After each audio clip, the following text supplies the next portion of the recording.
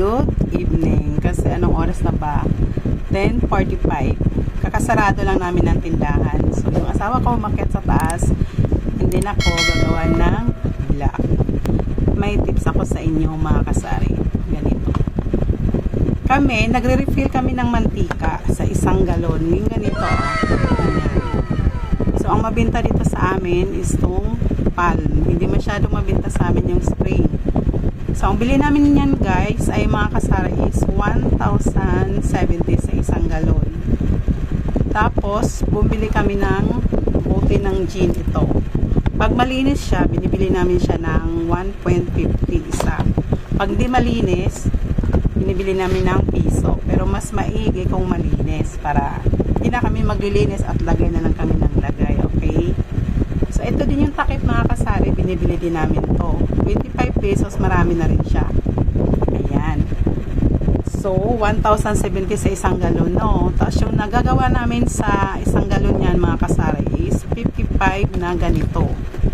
55 na bote ng gin. So, ang bintahan nito dito sa amin, ang bintahan nito ng isang ganito is 30 to 32. Pero ang binta namin is 30 lang para si customer sa amin bibili. Ganon yung technique nun. And then, din sa amin din, hanggang dito yung laman. May naglalako kasi dito, hanggang dito lang, oh. Hanggang dito lang. So, mas gusto ng mga customer dito sa amin nabili kasi mas medyo madami ang laman ng mantika namin. Kami kasi ang nagre-refill, so, mas advantage yun pag ikaw ang mag-refill. So, ang bili namin yan is 1,070 and then yung nagagawa niyan, mga kasari, is 55. Tapos, yung bote niyan is 1.50, diba? Times 55, so 82. May kodigo ako dito, ito.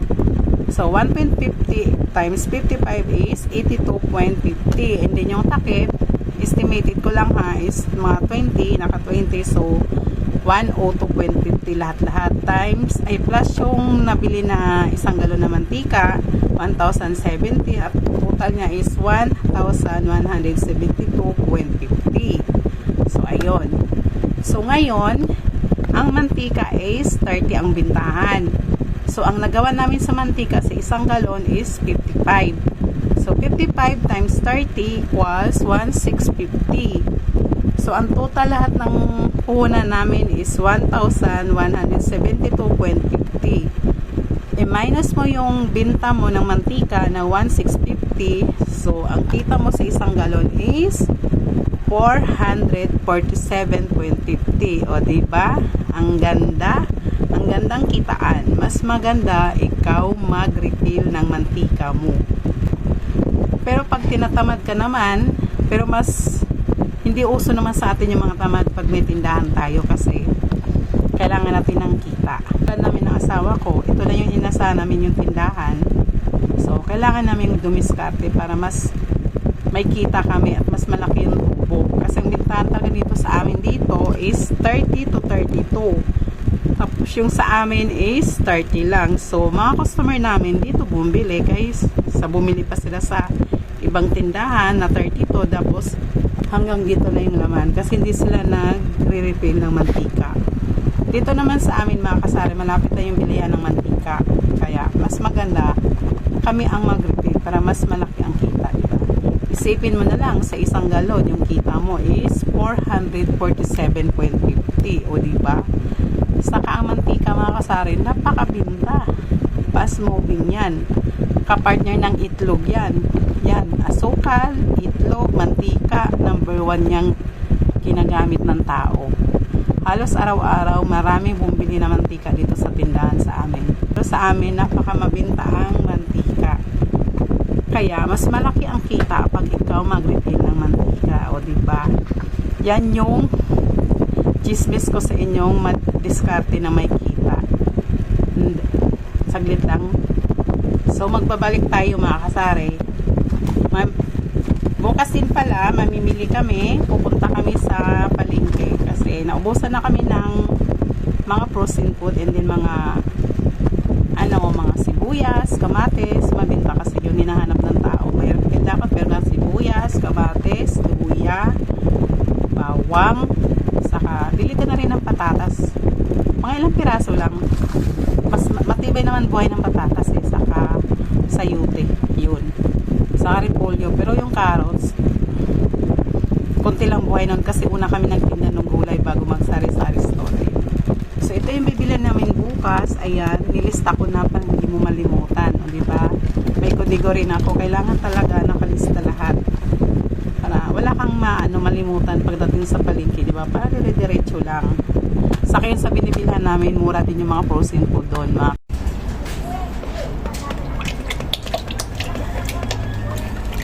Inaamoy niya, love.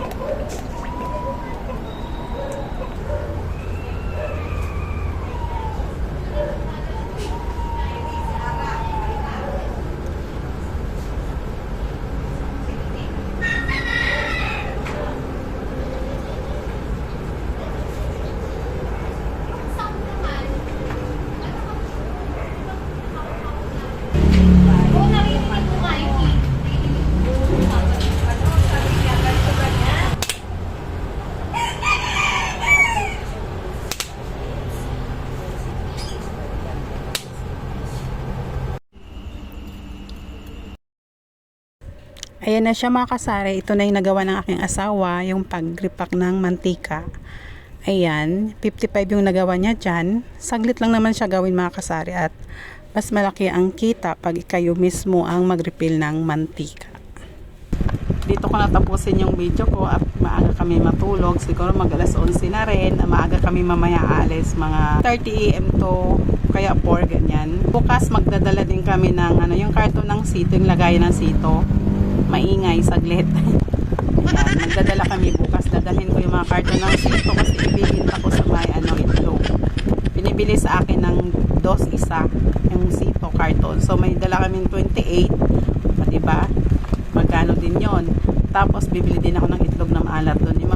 Imaminus na lang nila yon. Diba? Ganun lang mga kasari. Kailangan din nating diskarte. Lahat ng naano sa amin binibinta namin. Katulad ng mga karton, mga plastic, lahat binibinta namin yan. Basta may kita. Marangal na kita. So, dito magtatapos ang ating video kasari at kami matulog. At bukas, maaga kami mamalingke. Bukas, mag-vlog ko rin yon. So, ayun lang. Babu.